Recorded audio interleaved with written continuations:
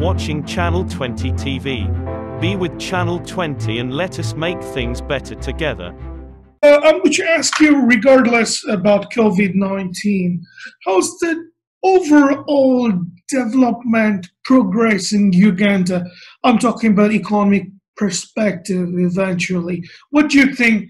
How's the growth? How's the improvement from your perspective you can observe that you'd like to share with our audience? To be honest, I personally have been frustrated in the past couple of years with the economy, with growth, with the infrastructure.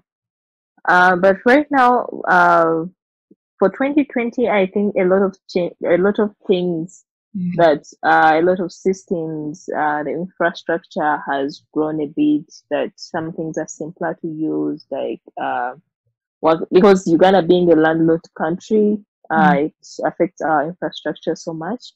But lately, things are becoming easier. Like last year, I would tell you that we didn't have any accessible online payment method that was easy to access from people outside Uganda and East Africa.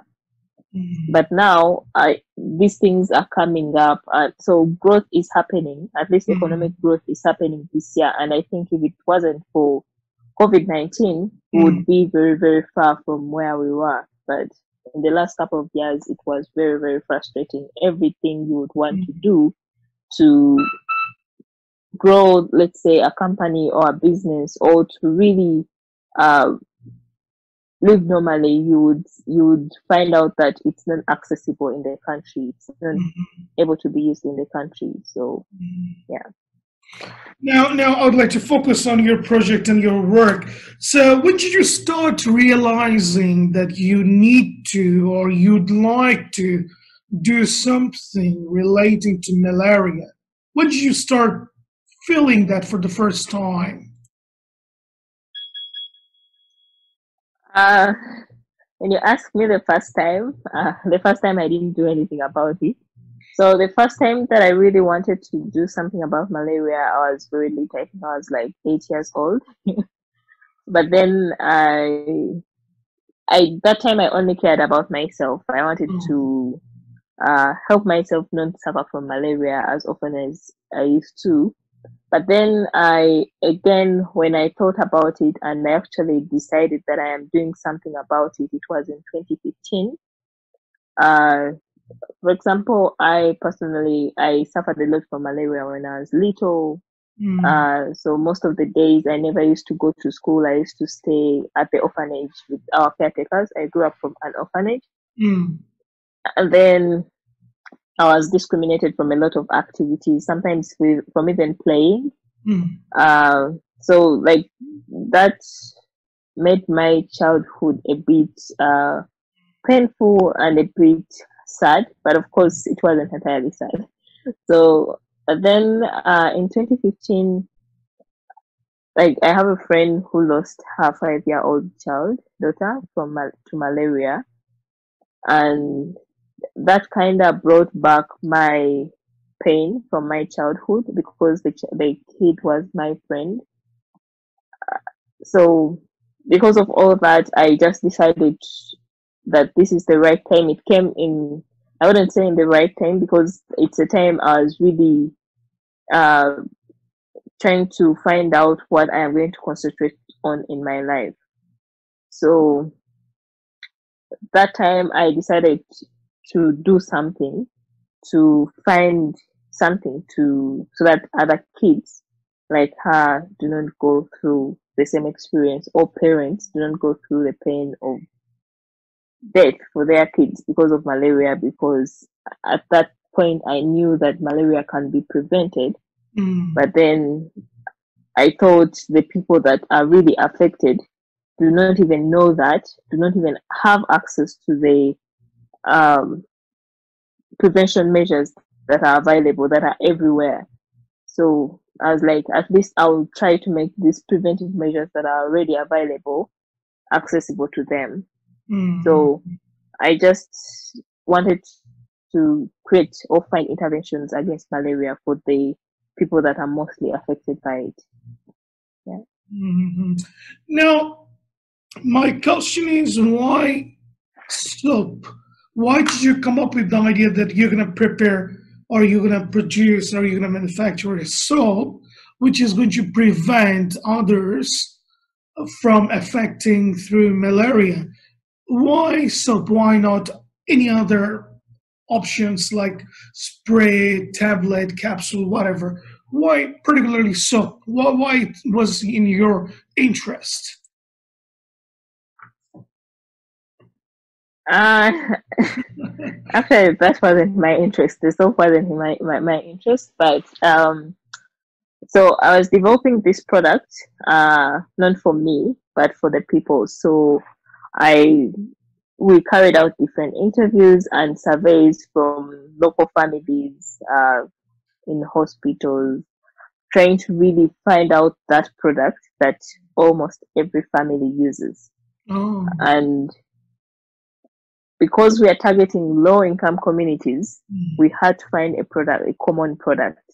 And you will find that almost every family, however poor they are, they buy a bar of soap Mm. on as their basic needs. They will not buy, some of them will not buy sugar or salt or Mm. perfumes or what, but they buy soap because they have to shower, they have to clean themselves.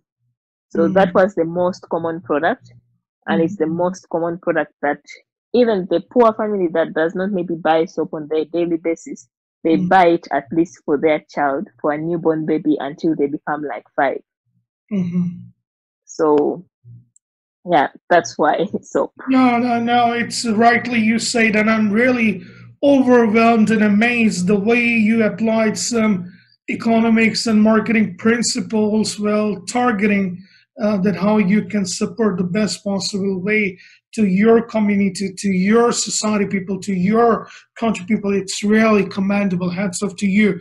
Now, I would like to ask you in 2015, whenever you started this journey, I'm sure any journey doesn't get the full of roses bait. It's always a little bit hiccup, always a little bit some cataracts on the way towards future. So that time, were you able to get some support from your family, from your society, from your friends, or even from your government? Did you get any support?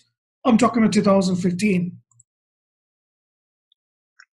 2015, I was supposed to go to school, and I went to school in September. As I was supposed to go to university then, and when I was there, like 1 month went, 2 months, it wasn't very easy for me for Mm. different other factors, but also I was like my heart wasn't really there because I had already started building something, and like I already knew what like where I wanted to be. Mm. Though I didn't and I still don't have a clear picture of how I will reach there. I felt um like I wasn't there, and with the other challenges that I had, I thought maybe this is not the right time for me to be at school. Mm. It wasn't the right time for me to be at school. So I first talked to my father about it, and he wasn't open to it. So he wanted me to stay at school. I talked to a couple of my friends, and like,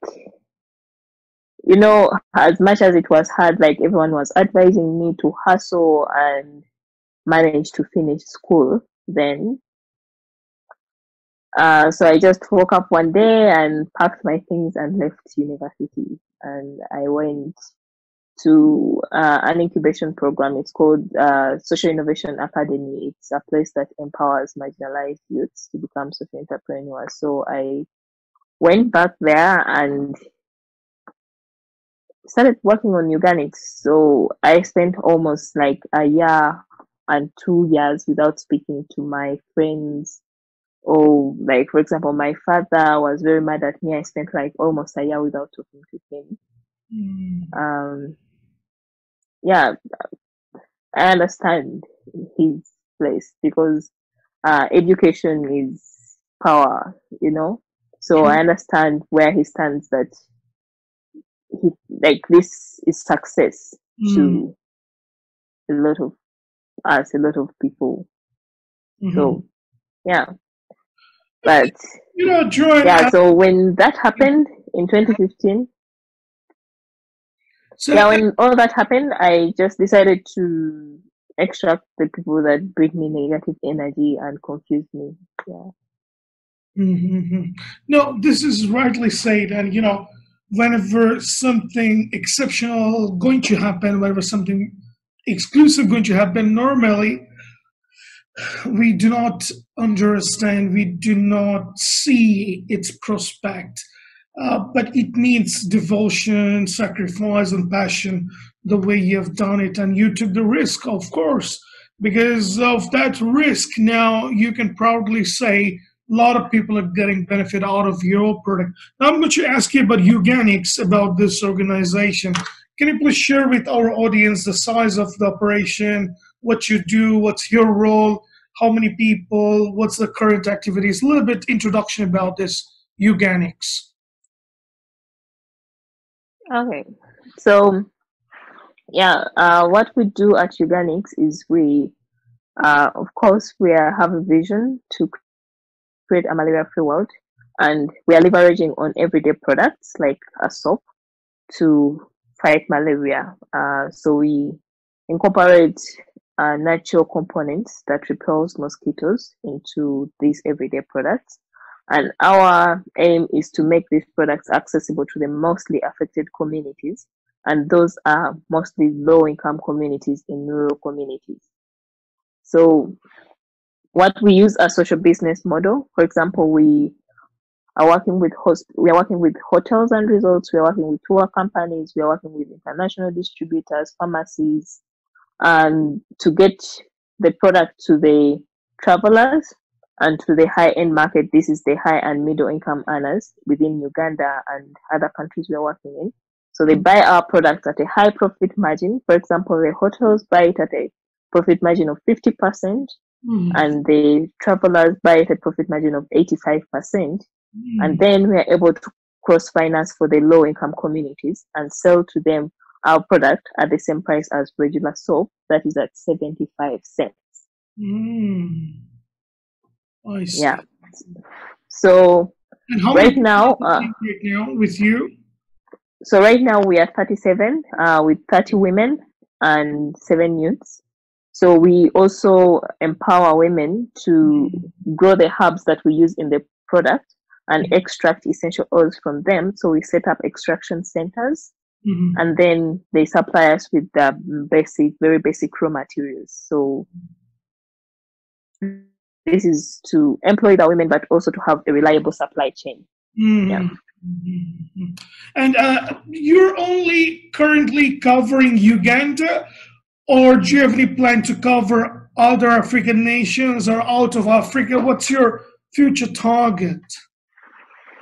So our goal for this year was to expand to Greater East Africa, like Kenya, Tanzania, Rwanda, but it's not going to be possible. But we're already in Kenya.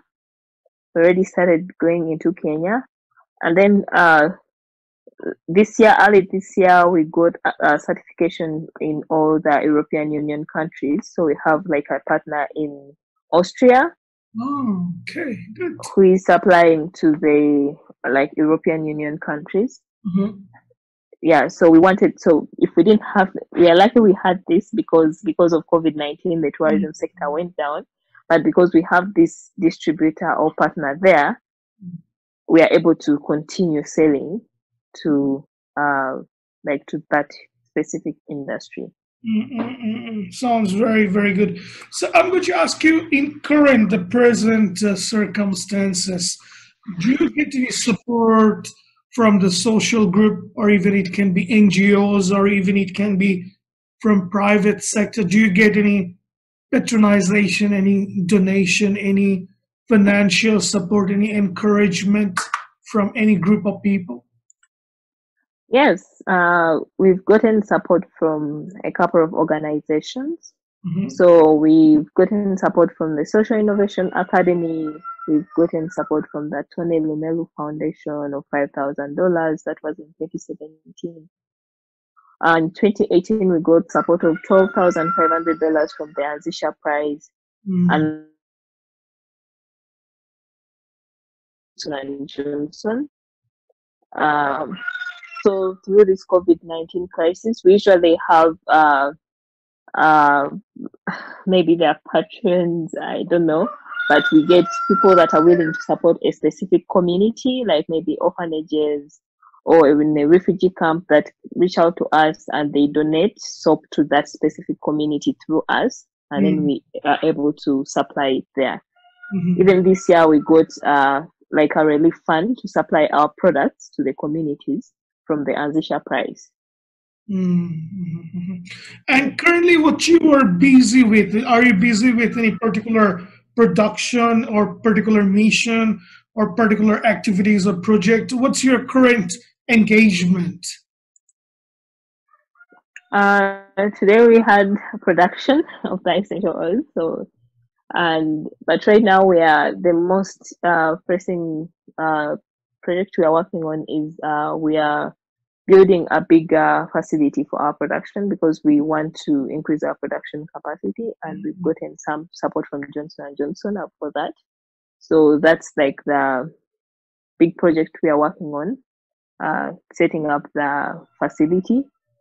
But yeah, we also, of course, do production of the products, and now it's the beginning of them. We are going into a new month, so a lot of customers are expecting their orders in the next weeks. Yeah. Mm-hmm. A few minutes back, you were talking about women empowerment. Out of 37 staff of yours, you have already 30 of them women. That's fantastic. So, same time, I would like to ask you, what's the current stand of Uganda? Do you think Uganda is also favoring women? Do you think Uganda is supporting women entrepreneurship, women empowerment? What do you think in 2020's Uganda? Okay, it's good. The good thing is what I think. So I don't know, but in my kind of network, I have a lot of colleagues and partners that are really doing women empowerment. Mm. I even have uh, friends that are fighting for women rights uh, in economic growth and in the business world. Mhm. So I think, yeah, as a lot of people say, entrepreneurship is key Mm. to the growth of Africa or to the survival of Africa. So these are all entrepreneurs, and you find groups of entrepreneurs that have over 100 women. So I think right now it is happening. I don't know if it's done by the government. I don't know if the government is doing something about it, but we have women leaders in the government. Mm. So I don't know, but I don't know if the government is itself is doing something about it. I don't know of anything, but Mhm. at least I know that the people of Uganda, the citizens of Uganda, are doing something about it. Yes. Mhm. And now, suppose if government of Uganda would like to listen from you, or African nations would like to take your one suggestion, then what the suggestion you'd like to give it to them? What will be your request to your government or to all African nations' government? What will be your key suggestion?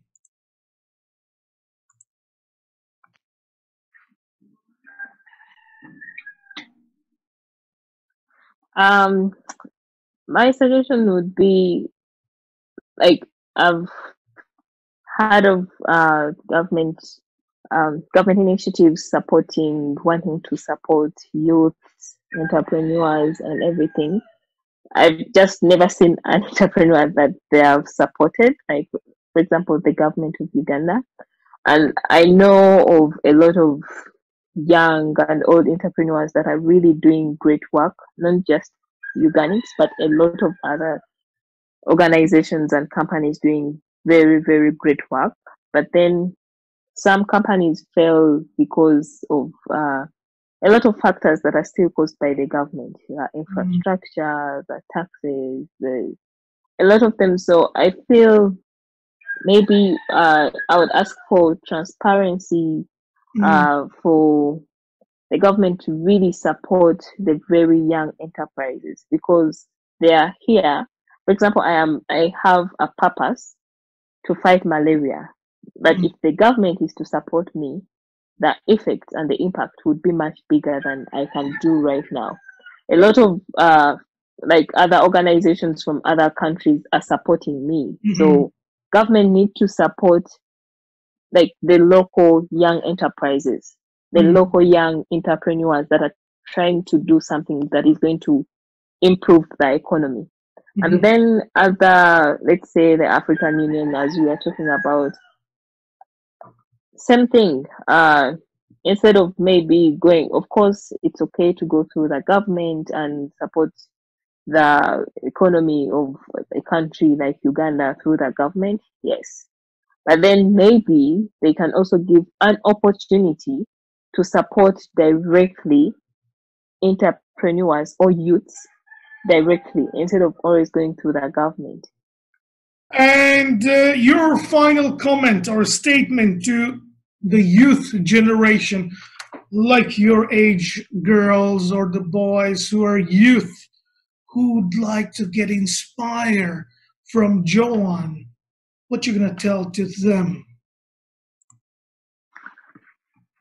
I would just say something very simple.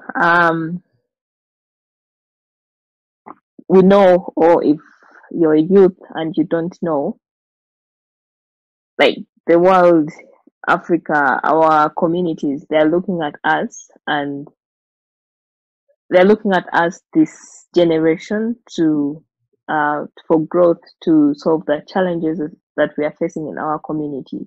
And the challenges are all around us, and having a challenge is an opportunity for you to have a purpose, for as long as you want to do it. So if you see a challenge, if you want to do something in your life, you feel, you sit down and you think about something that you want to do, just go on and do it.